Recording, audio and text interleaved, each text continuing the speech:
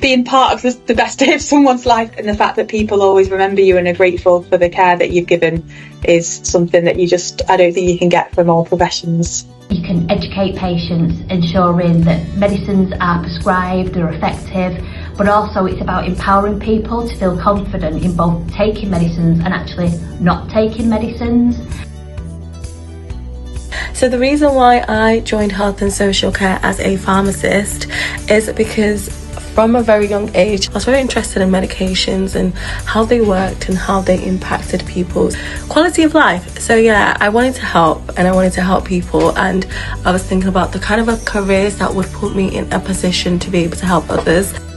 The career possibilities are endless. My nursing journey has allowed me to gain an insight into so many clinical settings, both within hospital and in the community.